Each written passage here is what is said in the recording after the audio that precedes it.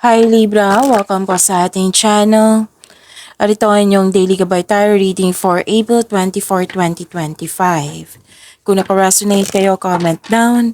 Kung hindi kayo naka-resonate, ibigay niyo po sa iba kasi general reading po ito. This is for you Libra ngayong April 24, 2025.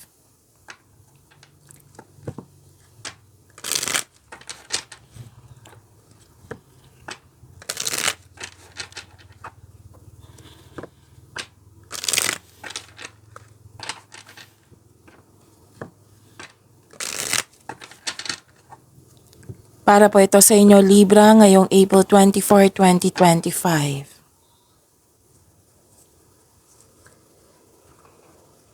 Maraming salamat po sa inyong patuloy na suporta at maraming salamat din po sa mga hindi nag-skip ng ads. Gamitin ang reading na ito bilang gabay lamang sa mga hindi pa nag-subscribe. Subscribe na po kayo at click bell notification para malaman nyo na may bago tayong video.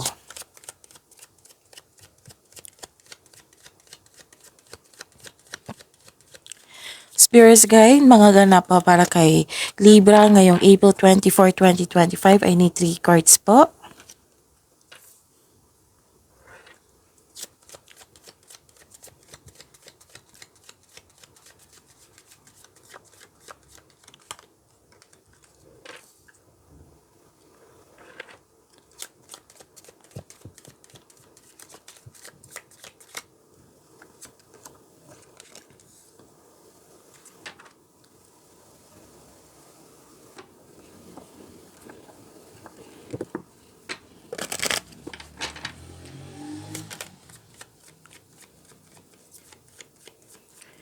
Spirits Guide, mga mensahe pa para kay Libra ngayong April 24, 2025 ay need 2 cards po.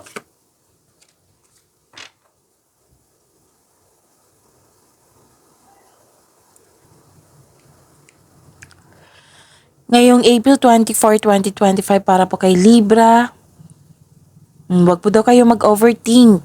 Kasi may nakita kong hesitation, doubt, pwedeng resentment, sama ng loob, pwedeng naguguluhan. Stop overthinking kasi nakakadrain niya ng energy. May new beginning po dito. Ang ganda po nito kasi new beginning, abundance and love is blooming. So claim nyo po.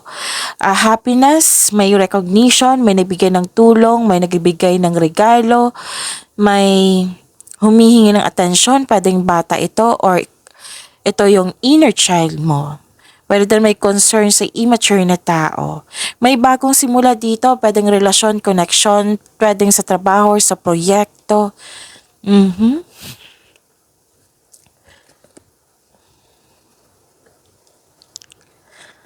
Okay, mensahe po. A breakthrough is at hand and lie back, rest, and relax.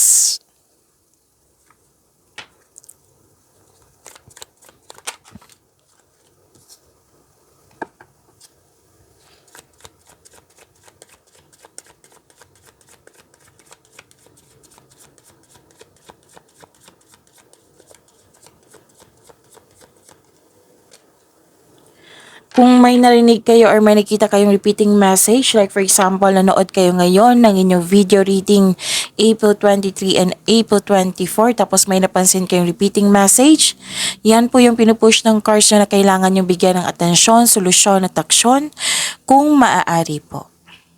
Ano po yung energy ni Libra?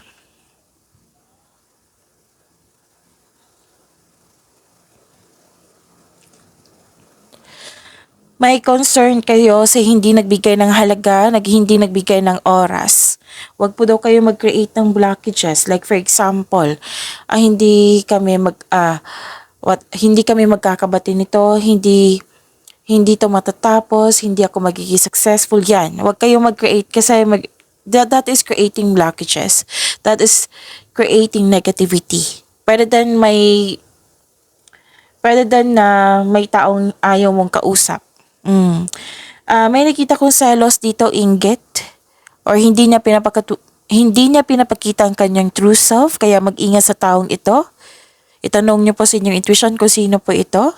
Marahil alam niyo to kung sino ito kasi nakita ko dito na apektuhan kayo. Pero then, Or, kung wala yan, pwede din na may naramdaman kayong insecurity or di kaya yung na-insecure kayo kasi walang time for yourself, for your family. Kaya sabi ng card dito, balansehin ng oras. Kaya take time to pamper yourself, bigyan ng oras ang iyong sarili.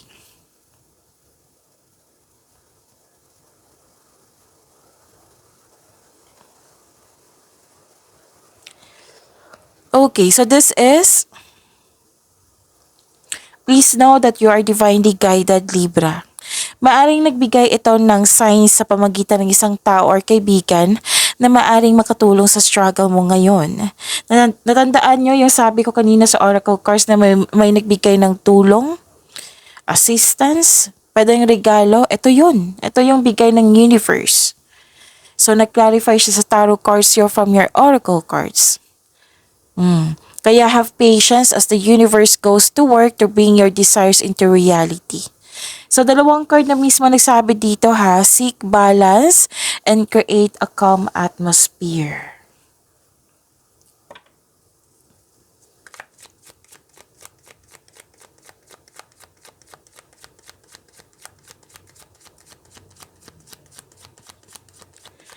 Spirits Guide, Career and Money po ni Libra ngayong April 24, 2025. I need 2 cards po.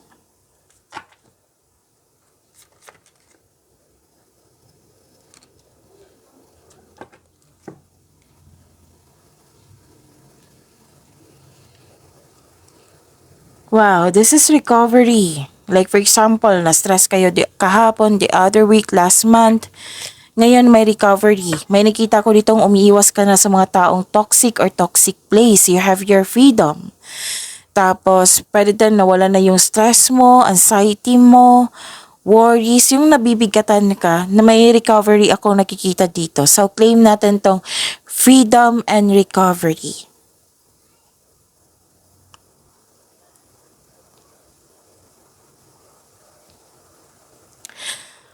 May nakita ko ditong, ito na yun. Oo. Kasi nga, yung sabi ko kanina na umiiwas ka sa taong toxic or toxic place. May nakita kasi ako ditong very controlling na tao, controlling, judger, hindi nagsasabi ng totoo, dictator, inhumane, controlling, cold, ruthless. Kaya sabi ng card dito, umiwas kayo sa kanya at ginawa mo nga. Kasi wala siyang magandang intensyon.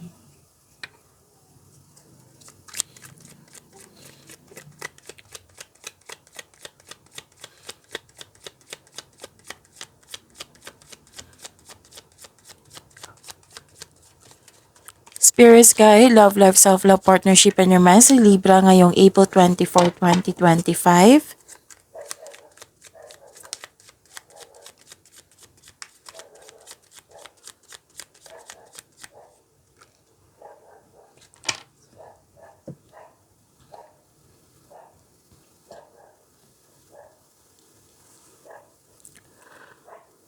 Okay.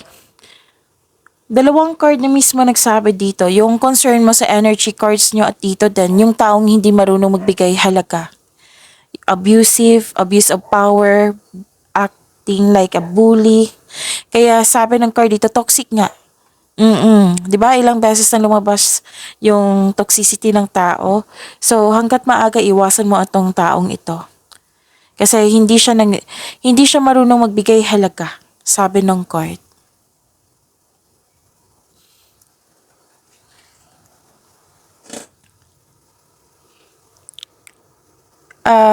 Okay. May sabi din dito na may chance na babalik yung tao na nanloko sa'yo kaya mag-ingat.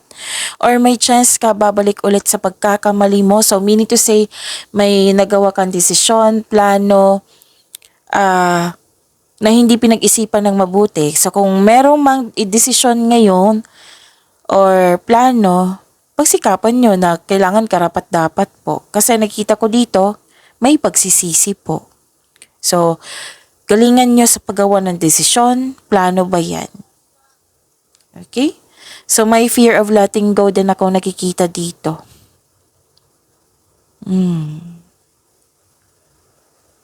So yun, kailangan nyo ng pahinga. Kailangan nyo ng pahinga, sapat na pahinga, time for reflection. Pagyamanin nyo po yung blessings sa binigay sa inyo. Libra, see you tomorrow. Maraming salamat po.